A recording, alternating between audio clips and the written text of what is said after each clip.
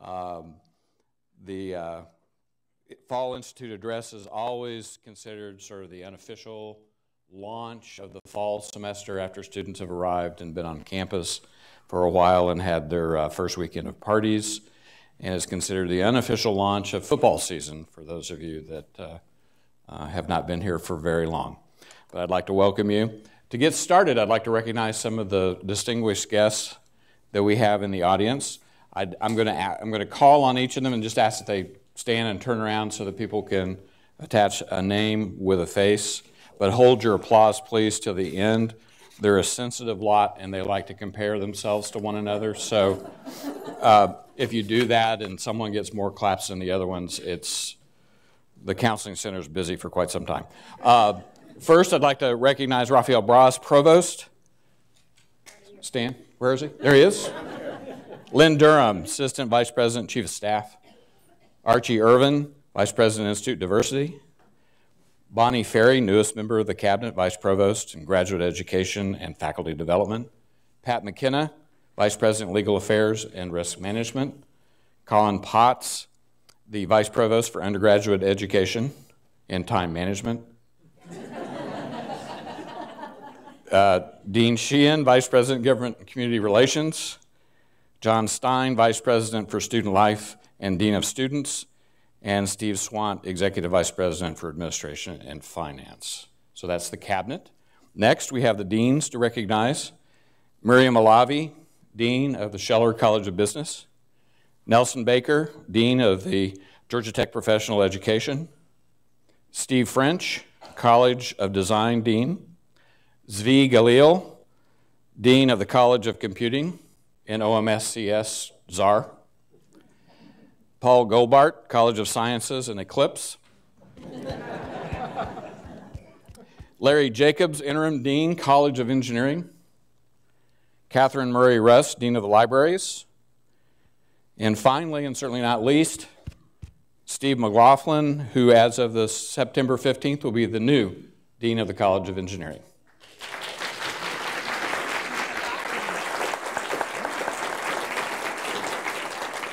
Two more special guests before we move on to remarks. The first is I would like to welcome Chris Downing, Vice President of Enterprise Innovation Institute. Chris. And then finally, recognize First Lady of Georgia Tech and proud new grandmother, Val Peterson.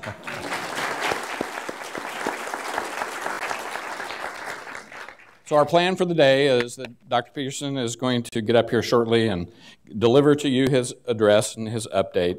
And then what we'll do is we'll take questions at the end. And since this is being live broadcast, live webcast, and also carried live on Facebook Live, we're going to ask that you wait to be recognized, and then a microphone will be brought to you so that others that are watching this remotely and will be able to hear your question as well as Dr. Peterson's answer. In his 8 years as president of Georgia Tech, Bud Peterson has championed efforts to strengthen the Institute's national leadership position in innovation, expanded our strategic partnerships, and worked to maximize Georgia Tech's impact in the state, the region, the nation, and the world. And in the process, he and Georgia Tech's First Lady have toured Georgia every summer, covering more than 6,000 miles, visiting alumni, friends, and leaders in more than 45 cities and nearly every county in the state. Without further ado, please join me in welcoming Georgia Tech's 11th president, Bud Peterson.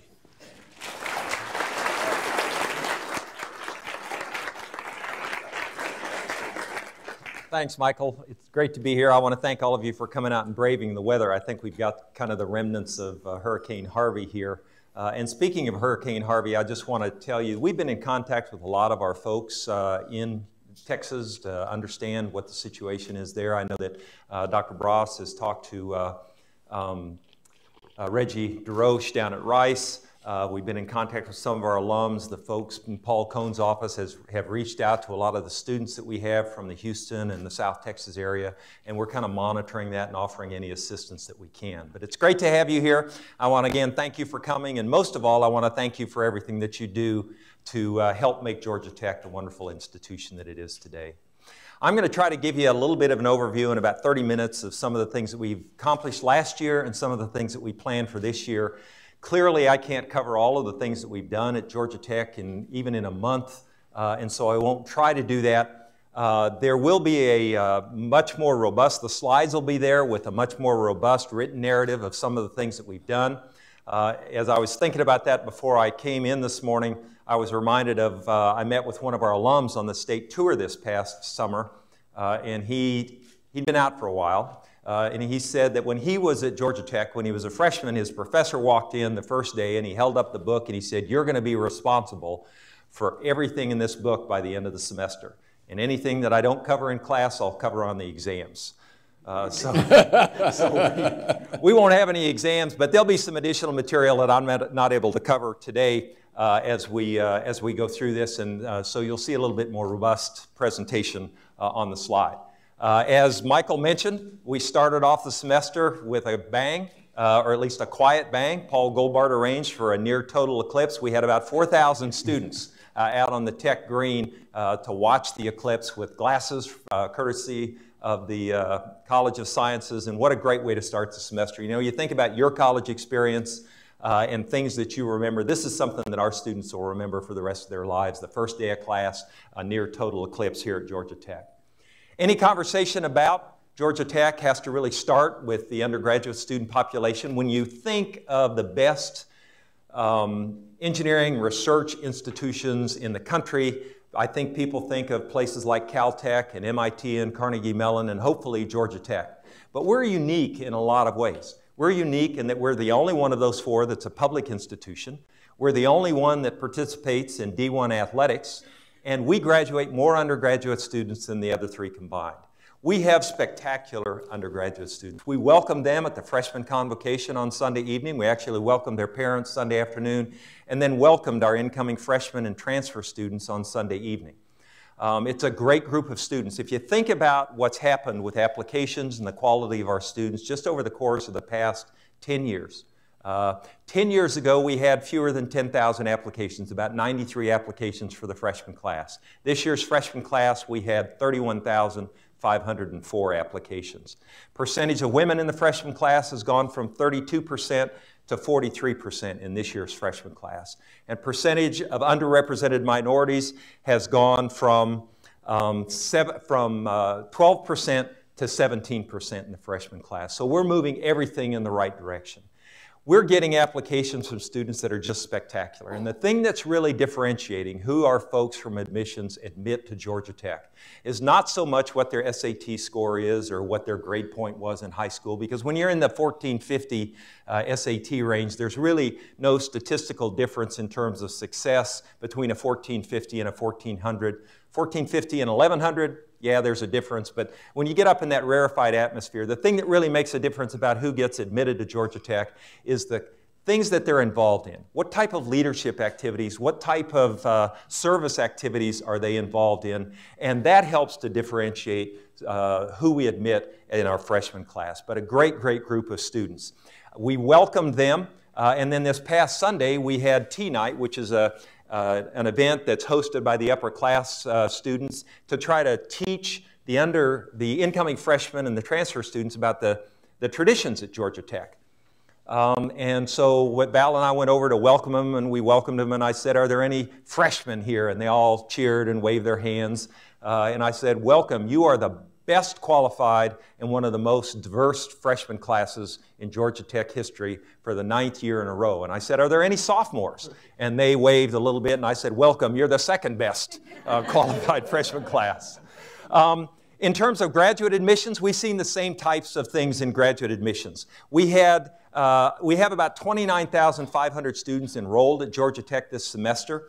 Of that 29,500, 53% are undergraduates and 47% are graduate students. Now that includes the online master's students, the OMSCS students. There's about 6,000 of those, but we've seen a dramatic increase in the number of applications to graduate school here at Georgia Tech. Our first master's degree was actually offered in 1925 and the first PhD in 1950. And we have graduated more PhDs in the last 12 years than we did in the rest of Georgia Tech's history. But the growth in applications mimics what it's happening at the undergraduate level. We've seen a 20% increase just this past year in the number of applications at the graduate level. We often think about education at Georgia Tech and we focus on undergraduate and graduate education, but we're very, very involved in lifelong learning. We actually educate young people starting in rising second graders through people that are near retirement or in retirement. Our pre-college types of activities are really housed and are focused in seismic. We have about 75 programs, summer programs, where we offer opportunities to young people to come on campus and understand STEM fields and learn that science and engineering, technology, computing can all be fun. Some of those programs, the Horizon program, starts with rising second graders or rising first graders, so they're incoming second graders, and they come to a program every summer through the 8th grade, and they also participate during the school year. We have a large number of programs principally focused on middle school, underrepresented minorities, and women. Because if you're going to decide to come to a place like Georgia Tech, you're going to have to try to make that decision about the time you're in 7th or 8th grade. You have to get in the advanced math track so you can take calculus as a high school student, so you can take calculus-based physics as a high school student, but some great pre-college level activities here at Georgia Tech. And then post-college, our professional development arm led by Nelson Baker. We have about 27,000 students that are in online and traditional professional development courses. 27,000 students. That's about the same number of students we have enrolled at Georgia Tech. 27,000 students that are involved in our professional development activities, students from all over the world. We offer a number of MOOCs. We actually offer 64 of these massive open online courses to over 2.5 million students worldwide. So that 27,000 obviously doesn't count the MOOC students. We don't offer any credit for those. Access and affordability continues to be a key focus. Many of you are familiar with the Georgia Tech Promise program, this program that provides a full scholarship for students whose family income is under 150% of the federal poverty level or below. We'll have about 200 students at Georgia Tech this semester that are involved. Their average family income on the order of $21,000, $22,000. We started a new program a couple of years ago, the Atlanta Public School Scholars Program. This is a program that provides automatic admission for any student that graduates from an APS high school. There's 11 of them, and it is the valedictorian or salutatorian. The year before we started this program, we had 54 students from APS at Georgia Tech and 5 valedictorians and salutatorians. The first year that we put this program in place, we had 76 applications, and 11 of those applications were from valedictorians and salutatorians, and that number has now doubled. So we had over 150 applications for admission from the APS public school system. And what this program that we put in place, the APS Scholars Program, did was to provide students with the belief that they could actually come to Georgia Tech. There were a lot of APS students that didn't think they could come to Georgia Tech, and this provided the belief that they could come, and we've seen a dramatic increase in the number of applications. Because of the success of that program, just a week or two ago, we went up to Gilmer High School in Ellijay, Georgia, and made an announcement of the Georgia Tech Scholars Program, which again provides a full or an automatic admission to any valedictorian or salutatorian from any public or private high school in Georgia. We made that announcement in Ellijay at Gilmer High School because that happened to be the high school where Speaker of the House David Ralston graduated, and he accompanied us for that announcement. Our hope is that that will increase the number of applications that we get from Georgia. We are a state institution. Our target is to have no fewer than 60% of our undergraduates from the state of Georgia. Our graduates, you hear lots of information about our graduates, the quality of the graduates. You see some numbers up there, some really remarkable numbers, some that surprise people, I think. 46% of our graduates stay in the state of Georgia. I think that often surprises, undergraduates that is, often surprises people. 86% of the students that are looking for jobs actually have jobs, and when we go to commencement, I'll often ask students, have you got a job? And they'll say no, and I said, have you been looking for a job? And some of them will say, no, I was just trying to get out. In terms of strategic plan, you're familiar with the strategic plan. We're actually in the 7th year of our strategic plan here at Georgia Tech. And I'm going to go through each of these 5 goals very quickly and just point out a couple of things that we're doing in each of these areas. Goal 1, to be among the most highly respected, technological-focused learning institutions in the world.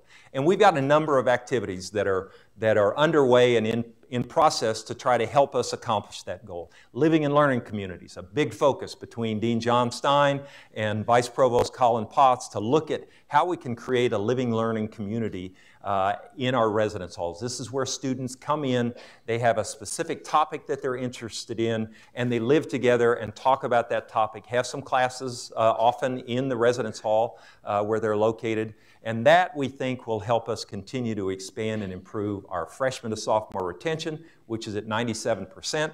You can't do a whole lot better than that, but our 6-year graduation rate, which is about 86 or say 87%. You're familiar with the Undergraduate Research Opportunities Program, very robust program. Study abroad, over 54% of our undergraduate students participate in some sort of meaningful study abroad program before they graduate. And then innovation in our teaching methods, and we'll talk a little bit more about that in the next slide. But we've learned a lot from this online masters and from the MOOC courses that our faculty are involved in teaching. A lot about flipped classrooms, a lot about how to deliver content via the web prior to the class so students can watch the lecture before they come to class and then actually discuss the material. To look at this and achieve this second goal, sustain and enhance excellence in scholarship and research, probably the most significant thing we've done here is Dr. Raphael Bras, our provost, created this commission on creating the next in education. There are 50 members from faculty, staff, and some students that are involved that are working to try to envision what Georgia Tech's educational environment might look like in 5 to 10 years. They've launched a program called GT 2040, which is to try it's an interactive tool that asks our faculty, our staff, our students what they think the first day of class is going to be like in the year 2040. So think about that and think about the changes in technology that will occur between now and 2040 and put that in the perspective that these things are just 10 years old. 10 years ago, we didn't have these devices, and I wonder how in the world did we live? How did we survive? When was the last time you heard somebody under 25 say, "I don't know"? They just reach in their pocket and pull it out, and they know everything. A lot of teenagers think that already. In terms of research, our research activities, tremendous growth in the research arena. Nearly half of our $1.78 billion budget, so our budget's about $1.78 billion, nearly half of it, $825 million, is in research expenditure. So this is a big portion of what we're doing. We are very focused on what's happening in Washington, D.C. around the national discussion about research. We've actually made some projections. Dr. Cross, who just texted me a little bit ago, he's just landing on his way back from China. He's in Seattle. He and his team have put together some projections. If the president's budget were translated directly into the actual U.S. budget, which isn't going to happen, Congress sets the budget. If that translation were made, how would that impact our research volume? What impact and what effect would it have? So we're watching that and very interested in terms of what's happening with respect to the research budget at the federal level, because so much of what we do is federally supported research. We're growing the industrial portion, but the vast majority is federally supported. Again, so much going on in the research area. I'm not going to try to even talk about what we're doing in research, but we made a short video that looks at one particular area, and that is what is Georgia Tech doing to try to create a healthier world. So, Ken, I'll turn it over to you.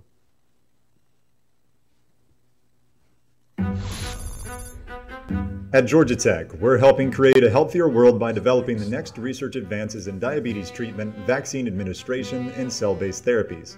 Through basic science, we're also finding new ways to fight cancer, gaining new knowledge about how the brain works, and understanding the molecular pathways that lead to glaucoma. This research is made possible by support from the National Science Foundation, National Institutes of Health, and other federal agencies, along with Children's Healthcare of Atlanta, the Marcus Foundation, other institutions, universities, and private industry. A partnership between Georgia Tech, the Marcus Foundation, other universities and companies could produce dramatic advances in technology for manufacturing large volumes of living cells for treating cancer, heart disease, and many other disorders. The Marcus Center for Therapeutic Cell Characterization and Manufacturing will provide new engineering tools for the standardized production and quality testing for these therapeutic cells.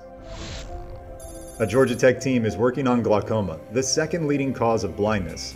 One lab focuses on the protein myocilin, which causes glaucoma in children, and on ways to prevent the protein from going wrong. A grant from the National Institutes of Health is helping unlock more of myocilin's mysteries. A partnership between Georgia Tech and Emory University has led to the first successful clinical trial of microneedle patches for flu vaccination. The patches resemble a Band-Aid with rows of needles too small to be seen. Pressed onto the skin, the needles dissolve, carrying vaccine with them into the body, potentially replacing the conventional hypodermic needle and syringe. The patches could one day boost flu immunization rates and allow people to vaccinate themselves. The study was funded by the National Institutes of Health. Georgia Tech researchers have demonstrated a new technology that could benefit patients with type 1 diabetes. Combining a new hydrogel with a protein that boosts blood vessel growth, the technique could improve the success rate for transplanting islet cells that would restore the body's ability to produce insulin. The research is supported by the Juvenile Diabetes Research Foundation and the National Institutes of Health. Researchers have developed a novel targeted therapy to attack ovarian cancer. The nanohydrogel technique allows an interfering RNA to enter malignant cells, knocking down a protein gone awry that is involved in many forms of cancer. Breaking the legs of cancer cells with minuscule gold nanorods has the potential to offer clinicians going after individual tumors a weapon to combat the cancer's deadly spread. A process called metastasis, which is responsible for more than 90% of cancer deaths. The research is funded by the National Institutes of Health and the National Science Foundation. Researchers are applying systems analysis approaches and engineering tools to understand the human brain and develop methods for treating its ills. Researchers are also leveraging the brain's power to compensate for injuries to it and to the body. Through partnership and innovation, we're helping create health advances that will change lives throughout the world. We're creating the next.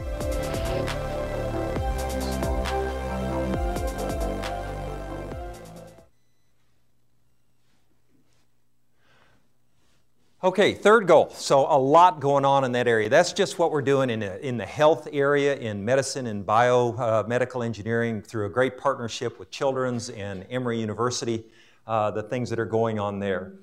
To ensure that innovation and entrepreneurship, public service are fundamental characteristics of our graduates. Last night I was at the CreateX event. This is an event where it's the fourth year that we've done it, where students compete for a place in a summer program to try to take their ideas and create new businesses. There were 24 companies, student companies, that had 4 minutes each to try to present their idea before a group of people, many venture capital folks from the innovation centers over in Technology Square that were there. And these 24 companies are going to go on to do great things. You're familiar with the Inventure Prize. We're in the 10th year of the Inventure Prize. This is the kind of the Shark Tank that existed before Shark Tank. That program has expanded to an ACC competition. So Rafael Bras got the provost together from the Atlantic Coast Conference. We now have a competition where a representative team from each of the ACC institutions comes to Atlanta, competes in an Adventure Prize type competition, and then we declare an ACC conference champion in the Adventure Prize. So a lot of things going on in that particular area. Fourth goal, to expand the global footprint. We've had a campus in France for 26 years. Every semester we send 250 or 300 students to our campus in France to allow them to have an experience there. They're able to take classes. And we just a year ago, last December, we announced the opening or announced a new campus in Shenzhen, China. This is a partnership between Tianjin University, Georgia Tech, and the Shenzhen government, the provincial government. Now, Shenzhen is a city in China. It is the fastest growing city in China. It's estimated that the GDP for the city of Shenzhen will surpass Hong Kong in 5 years. And they don't have a major institution located there. So we will offer 5 programs, graduate programs. Tianjin University will offer undergraduate programs. We'll offer 5 graduate programs, programs in ECE, computer science, industrial design, environmental engineering, and analytics. They have rented some space for us to use temporarily and are starting construction of a campus that we will serve as a permanent campus, much like what we have in France. And then relentlessly pursue institutional effectiveness. We're trying to position and plan for a new enterprise management system here at Georgia Tech. Under the leadership of Steve Swant and his team, we're trying to figure out how to move from our current system to one that's cloud-based, where we can have a consolidated, integrated, and scalable solution across the institute that uses cloud-based technology. This is going to be a big transition for us. We're kind of plowing the way for the USG institutions. We're the first one to kind of move in this direction, and so we're kind of paving the way as the system tries to make this move. There's a lot involved in this transition, as you might imagine. It's going to create some challenges for us, but in the end, we're going to be in a much, much better position. We're also working with the University System of Georgia. There are 3 task forces that they have set up. One to envision education in 2025. I'm actually serving on that particular committee. Another one that's looking at how to reduce the administrative burden, reduce the administrative costs associated with the operation of educational institutions. And so we're involved and engaged with the University System of Georgia so that we can position Georgia Tech to take advantage of these new ideas, new concepts that are being developed. A lot of the really positive things that you read about happening with Georgia Tech are the result of partnerships. And one of the great examples of a really spectacular partnership is the Engineered Biosystems building.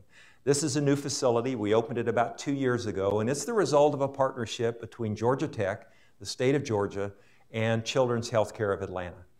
We made a commitment to the state, to the legislature, to the regents, to the governor, that if they would provide $64 million, that we would raise $34 million from private funds. And when we opened the building, we had done that. When we opened the building formally, we had raised over $35.5 million from private funds. The most expensive building that we had built to date at that point, $113 million, was 80% paid for, with the remaining 20% spread out over pledges over the next 5 years. Today, we owe about $5 million on that facility. And it's a great testament to the partnership that we have with the state of Georgia and with Children's Healthcare of Atlanta. The Pediatric Health Center is there. Children's Pediatric Technology Center is located in the Engineered Biosystems building, and there are some truly remarkable things that are happening there. We're very fortunate in that we were able to raise that $35.5 million and still didn't have a naming donor, and just recently announced that Roger A. and Helen B. Crone, Roger's an aerospace alum, had provided a naming gift for the building. So we'll be able to use those funds to support research in the biomedical arena. But this is a picture of Roger and Helen here, and you're all familiar with the building. So very, very exciting in that particular aspect. Partnership with the city. You're going to hear a lot about this in the coming weeks. This is the Smart City Partnership. So Georgia Tech merged or collaborated. We didn't merge. Emory's trying to merge with the city. We're not. We collaborated with the city of Atlanta to put in a proposal to be one of 25 Metro Lab cities. This is a university-city partnership. Georgia State is involved in this process with us, but this is to try to apply smart city initiatives. What can we do? How can we use data analytics, smart city techniques to improve urban life? The national conference for these 25 Metro Lab partners, university and city, 25 partnerships between universities and cities, will be here September 13th, 14th, and 15th. And the mayor will be holding a press conference on September 14th to make some pretty significant announcements about some of the exciting things that we're doing in conjunction with the city along North Avenue. It will be the first smart corridor in the city of Atlanta. We'll monitor pedestrian, vehicle, bicycle traffic. The lights, we'll use data analytics to time the lights. The emergency vehicles will be able to control the lights along North Avenue, and just some remarkable things that are going to be happening in that whole Smart City initiative. Again, a partnership between the city, between Georgia Tech, Georgia State. GTRI is playing a very, very significant role in this. Looking at the environmental impact, we can monitor the quality of the air, cameras that will automatically focus if they detect a gunshot. So some really amazing things that are going on. In terms of renovated and new facilities, a couple of projects here to focus on. The Library Next project. This is a project that is underway now. I'm sure you've seen it. We have moved about 95% of the books out of the library into a remote facility that we partnered with Emory. So they have their books there, our books are there. Our students can access their resources, their library resources, and their students can access ours. And we're converting the space in the 2 library towers into academic space. It's right in the heart of campus. We'll have about 250,000 square feet of places where we used to store books that will be, in many ways, much like the Clough Undergraduate Learning Commons, an extension of this particular facility. The West Side Village, this is a new dining facility on the west side of campus. It's at the corner of McMillan and 8th Street. It's got a multi-purpose facility, dining options, meeting space. Actually, the School of Music has classrooms there. We never really had classrooms that were specifically designed for the School of Music where people can practice instruments and not disturb everybody in the rooms around them. And that facility is now open. So go by and take a look at that. And then one that's on the planning, on the drawing board, one of the buildings on the drawing board is the Living Building. We received a $30 million gift from the Kendeda Foundation to try to focus on the development and construction of what's called a living building. This is a building that has a 0 footprint, a 0 environmental footprint. All of the water that's used in the building is recovered from the site. It's carbon neutral from the energy, so the energy, it's off the grid, the energy is produced on site. It'll be at the corner of State and First. I can't remember if it's Atlantic and First. State and First, right across from the Marcus Nanotechnology building. Very, very excited about the opportunities this will present. Open sometime in 2019. But again, made possible by a $30 million gift from the Kendeda Foundation. It will be part of the whole Eco Commons initiative that's occurring here on campus. We'll elevate some of the streams above ground, and again, a 0 carbon and water footprint. Some new things that are happening just in laboratories. On Tuesday of last week, we actually dedicated the Robotatorium. This is just the one lab I want to talk about because we just made the dedication, but I'm on the National Science Board. It was actually funded by the National Science Foundation and the Office of Naval Research, a $2.5 million gift.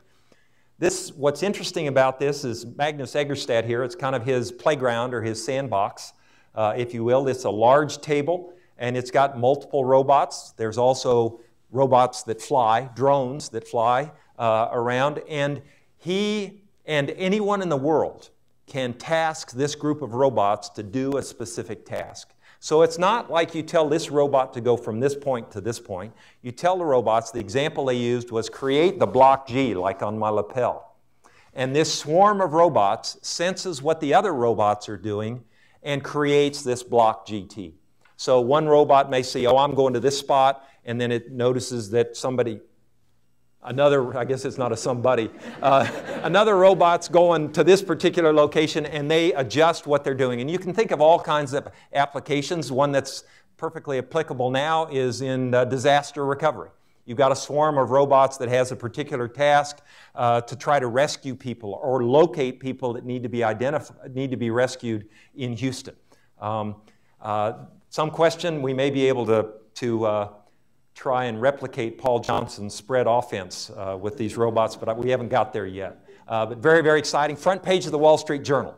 I was at the National Science Board meeting. That particular day was the day it appeared on the front page of the Wall Street Journal. They have newspapers set out for us there at the National Science Board. They have Washington Post and the Wall Street Journal, and so there was a picture of, well, there was a picture on the front page in the above the fold. Our article was below the fold, and I turned all the papers over so you could see below the fold.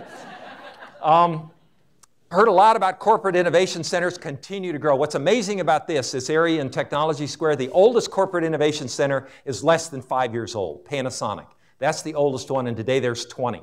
Last week we had Aflac came in to look at what we're doing in Technology Square, the idea of creating an innovation center.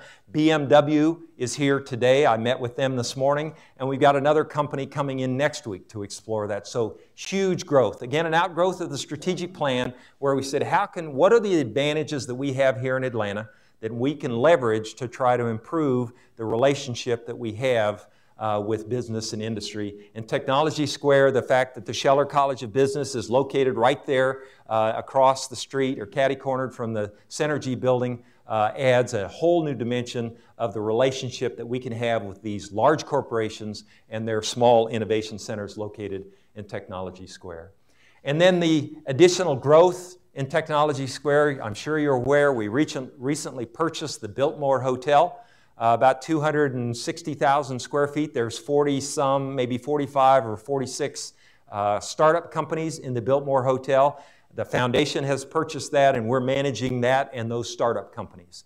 And that's a great addition for us. This is a picture, an artist rendition of CODA. This is the high-performance computing facility, 750,000 square feet, $375 million facility. We will occupy about half of that space. The other half will be occupied by some of our corporate partners. This is what it's supposed to look like when it's done, the data center here. So you're standing at the hotel, look across the street at the bookstore, and this is that lot that's just catty-cornered. This is what it's supposed to look like when it's done. That's what it looks like now. We spent about 4 or 5 months going down 5 stories, and we're now coming back up. Actually, the concrete is pretty much the first level is all concrete at this point, and we'll be back to ground level in November. And again, this facility we expect to open in 2019, but it'll be a huge addition for us in terms of what we're doing in Technology Square, and in particular in the data analytics, the healthcare IT, and cybersecurity, and our own OIT function here at Georgia Tech. And then athletics, particularly proud of our student athletes this past year. Football had a great season, 9-4, went to the TaxSlayer Bowl, beat Kentucky. The men's and women's basketball team, for the first time in history, the same institution had a women's basketball team and a men's basketball team in the finals of the NIT tournament. Unfortunately, we didn't win either of those games, but it was great to be represented. Our 17 NCAA teams excel both athletically and academically. We had the highest all-time graduate success rate in Georgia Tech history, 87% this past year, and we're enormously proud that we have student athletes here at Georgia Tech. This year we've got a new athletic director. Todd Stansberry has been with us. He started last fall, and we're excited to have him here. The volleyball team is off to a great start. They beat number 17, the 17th ranked Michigan State last Saturday over in O'Keefe Gym. And if you haven't been to a volleyball game at Georgia Tech, look on the schedule and go over there sometime. It is an incredible experience. It's an old high school gym, and you are right on top of these student athletes, some amazing young women in volleyball. On Monday, we open the football season at the new Mercedes-Benz Stadium against the University of Tennessee. The 4th SEC team that we've played in the past 2 years. And then the men's basketball team will open their season in Shanghai, China. We will go over with the men's basketball team, play UCLA in Shanghai, visit the new campus in Shenzhen. Dr. Bross is going to visit Tianjin University and talk about the partnership in our new campus down there. This year, we'll celebrate the 65th anniversary of women at Georgia Tech. As full-time students. And I think it's fitting that the Naugle Communications Lab, that we dedicated this on August 17th, Dr. Helen Naugle was one of 2 full-time faculty members on the faculty, female faculty members on the faculty here at Georgia Tech in take a guess. 2 women faculty members, 1962. Somebody said 1940. That's 1962. So it's fitting that we dedicated that this fall as we celebrate the 65th anniversary of the admission of women as full-time students. You see some pictures here of some of our notable alums: Shirley Clements Mewborn, class of '56, Sandy Magnus, who an astronaut, flew in space a couple times. She was actually on the last mission of the space shuttle, material scientist. And then Nigella Nakuna, our student body president from last year, was named 2017 National Student Body President of the Year. So really excited to be able to celebrate that this particular year. And then some of the things that we're doing to create a more robust and inviting campus community. 2 years ago, we had a series of listening sessions about gender equity. We had about 20 sessions, or 8 sessions, I think, where we invited faculty, staff, and students, the campus community, to come in and talk about gender-based issues here at Georgia Tech. And that resulted in a series of initiatives, actually 11 key initiatives that we wanted to focus on. We established, under Archie Irvin and John Stein's leadership, they co-chaired a task force on the Black student experience. And they too came up with 11 objectives or goals that they wanted to accomplish. I'm not sure what the deal is with 11 here. It's either 10 or 12, right? But 11 in both of those areas. You can see what's going on in the progress. Dr. Irvin is tracking each of those goals. There's someone that's been identified as being responsible. What's the timeline? What are we doing? And you can go to the website and track the progress on those. And then the Staff Council. The Staff Council continues. This is a relatively new initiative here at Georgia Tech. We started it in 2015. 2000. We started a couple years ago, and and this provides an opportunity for the staff here at Georgia Tech to have an input into the things that impact them and our lives here at Georgia Tech. Just to note, this past year, the state charitable campaign, Georgia Tech, for the 10th year in a row, received the Governor's Cup. This is an award that's given based on size of an institution. We are in the category from 1,000 to 10,000 employees. And for the 10th year in a row, Georgia Tech was awarded the Governor's Cup. It's an award that's given to the institution with employees between 1,000 and 10,000 that has the highest average contribution for the employees. And that's something that you can be enormously proud of, as am I. We're building an inclusive community. A lot going on in this particular space. We welcomed the parents and reassured the parents at noon on Sunday that we were creating and trying to develop and ensure a safe and inclusive community. We welcomed the freshmen and the new students at Freshman Convocation and told them the same thing. And then on a welcoming letter to the campus community at the start of the semester, we wrote this: at Georgia Tech, we remain steadfast in our commitment to fostering a safe, inclusive, and welcoming environment for our entire community, regardless of race, nationality, ethnicity, gender, beliefs, or perspectives. Dean Sheehan and I were fortunate enough earlier this week to go down and see the dedication of the Martin Luther King statue. And as the rest of the country tries to understand where they are with respect to this idea of diversity and inclusiveness, we were fortunate here in Georgia, in Atlanta, to be able to dedicate the Martin Luther King statue. This was a remarkable ceremony. We had the governor, the lieutenant governor, the Speaker of the House, the mayor, Calvin Smyre, who was really responsible for managing this and for establishing this statue of Martin Luther King, come and talk about what it means to be an inclusive community. And while other parts of the country are trying to wrestle with how to reconcile some of our past with our beliefs in our hearts and in our minds, Atlanta and Georgia is erecting a statue in honor of Reverend Martin Luther King. And it was just a great experience. It made me proud to be in Georgia. It made me proud to be in Atlanta. And it made me proud to be here at Georgia Tech. This past spring, we graduated 3,500 students. They walked across the stage and I shook their hands. One of the things we started a few years ago was to invite one of the students. They actually compete for this, but one of the students gives a reflection at the start of the commencement ceremony. This year, the reflection was given by Allie Foreman. And Allie talked about what she and her classmates had seen while they were at Georgia Tech. And some of you may remember that at the freshman convocation the night before their freshman class arrived, Nick Selby told them, "You're at Georgia Tech and you can do that." They opened several new facilities. The Zelnak basketball practice facility, the Engineered Biosystems building. They saw the Einstein statue erected. They saw a 53-yard field goal kicked by one of their classmates in Athens to break the heart of the Bulldogs over on their home field that led to a Tech's 30-24 win. They filled McCamish to watch a sitting president speak about the cost of higher education. And they watched Georgia Tech as their classmates, some of their classmates and some of their professors, found the strongest evidence yet of water on Mars. And they saw some of their other faculty worked in the LIGO project to help verify Einstein's theory of relativity.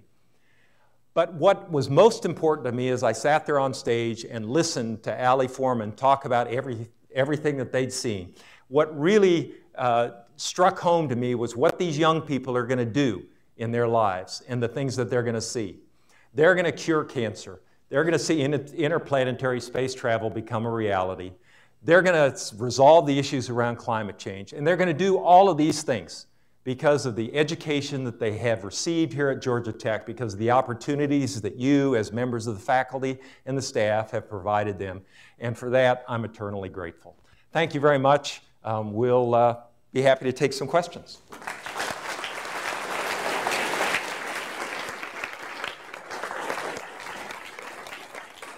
If you have a question, raise your hand, and we'll see if we can get a microphone over to you and recognize you.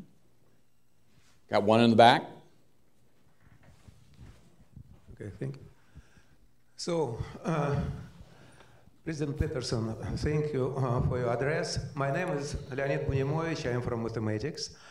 It's my 27th year in Georgia Tech, and I saw many great changes and continue to see that. And the most important change is, as you mentioned at the beginning of your speech, is that we are getting consistently stronger and stronger student body. So stronger and stronger freshman class. And reason for that, major reason for that through the years was developed a really comprehensive system of admission. So my question about recent changes in this system, and namely about this new law that valedictorian and sanitatorian from early Georgia school with 50 or more students will be automatically admitted.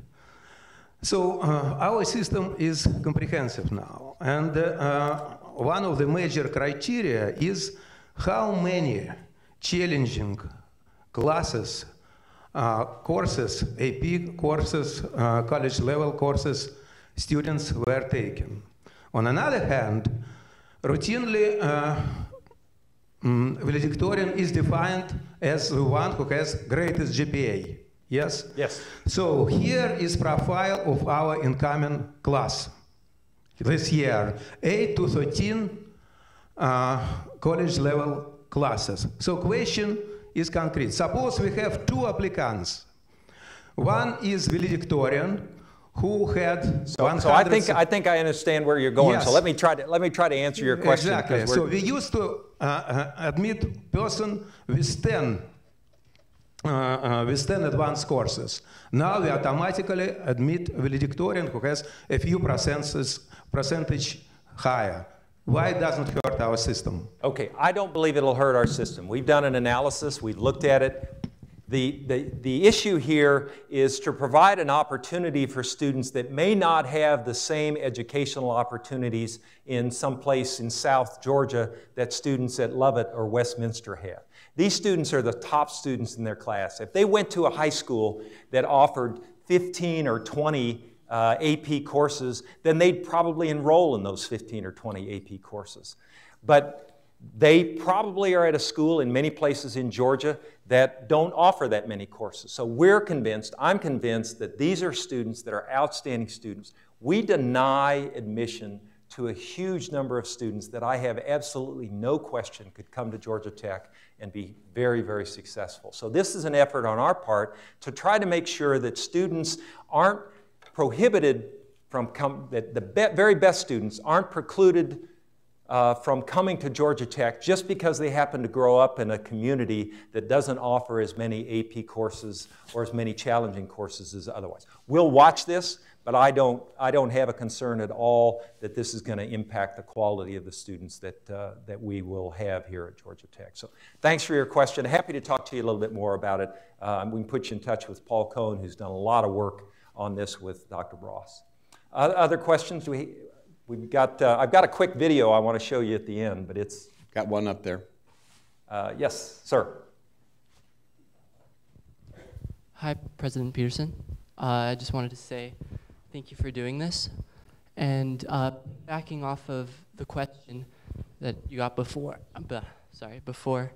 what if one of the valedictorians or salutatorians are undocumented students? What would the policy with that be? Okay, so we will follow the Regents' policy with respect to undocumented students. The Regents several years ago established a policy that institutions that were oversubscribed would not admit any undocumented students. Of the 28 institutions, at that time I think there were 5. Today there's 3. It's Georgia Tech, University of Georgia, and Georgia College are the 3 institutions that are considered oversubscribed by the Board of Regents. So we will follow the Regents' policy, and we are precluded as an institution from admitting any undocumented students here at Georgia Tech.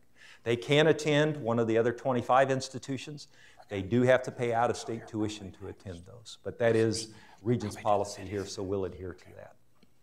Maybe one more question, and then we'll go on to a quick PSA. Yes?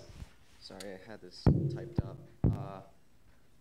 Go ahead and stand up and give us your major. I'm sorry, I should ask. Name and major. I'm Nate. I'm a computer science major. My question is about campus safety because you talked about trying to foster a safe environment for our new freshmen. One of our fraternities... Actually, for everybody. Yeah, for everybody. I said freshmen, but yeah, I'm worried about the freshmen, but I'm equally concerned about everybody. So, just recently, one of our fraternities was suspended for 3 semesters for what the administration described as dangerous behavior. Though no official details on the behavior have been released, the story circulating the student body is that a fight broke out at a party and one brother under the influence of alcohol attempted to stab another brother. Now concealed carry of firearms is to be allowed on campus. What steps are GTPD taking to enforce that no firearms may be kept in Greek housing or Georgia Tech housing, and what is GTPD doing to prevent a dangerous collision of alcohol and firearms? Okay, thanks for the question. Great question. 2 comments, and then I'll turn it over to Chief Conley here. With respect to the fraternity, there's a lot of things that are happening there. We've got a process. It's a student judicial process. Students are involved in that process, and we had some issues. We took what we thought were appropriate action. With respect to guns on campus, the new law that came into effect July 1st, we've had a couple of open forums. We're trying to address that. It's a bit of a challenge, but we think we have it under control, at least as under control as we can have. Again, state law now requires that. But I'm going to, Chief Conley standing right behind you. He is armed. I got your back. I'll turn it over to the Chief. Okay, one of the things we're doing for all students and all campus community members is taking a smart and safe approach to this campus carry bill. As the President said, this is a new bill. And we're going to implement it on campus. A lot of education, some site assessments, and when it comes to the Greek community, they are a third-party owned property, so we will follow most of your national organization's rules collectively with your IFC presidents and the presidents of all the community to make sure we do a smart and safe approach. So a lot of training and a lot of implementation of all of our safety measures and a lot of training for those that might consider to exercise their Second Amendment right on campus. Thank you, Chief. Thanks for the question. We have held 3 different open forums to try to address this issue on campus. One, was it last night? Last night was the most recent one, which was focused around students. It was last evening. Lynn Durham moderated that along with Chief Conley and Pat McKenna, our Chief Legal Counsel. And so we've had good attendance. We're not sure whether we need any more of those, but if we feel like there's an additional I think I'm being corrected here. We'll find out. Rob.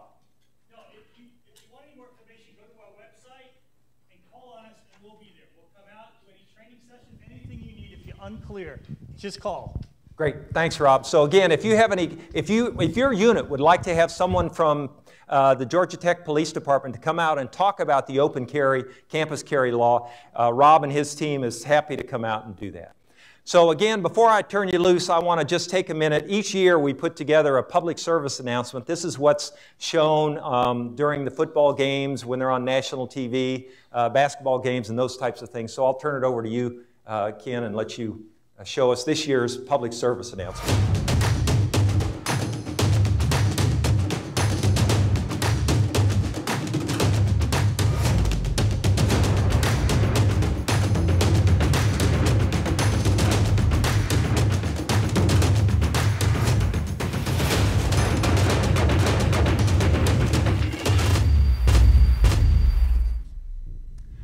So a little different. A little different than what you normally see. I joke about these public service announcements because they almost all look the same. When I first came, I talked to Michael and his team and said they all look the same. They've got the students that are walking across the beautifully manicured landscape with the grass and the sidewalks and backpacks, and then the president says something that nobody can remember. And so he and his team have been working. They have won a couple of awards with this thing, these PSAs over the course of the past couple of years, but you'll be seeing that. Thanks again for coming. We're going to have to get out of here fairly quick. There's a class coming, but thanks for everything you're doing for Georgia Tech.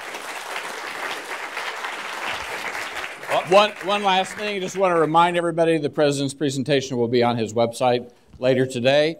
And please join me in wishing him a happy birthday tomorrow. Could have done with that. I didn't say it was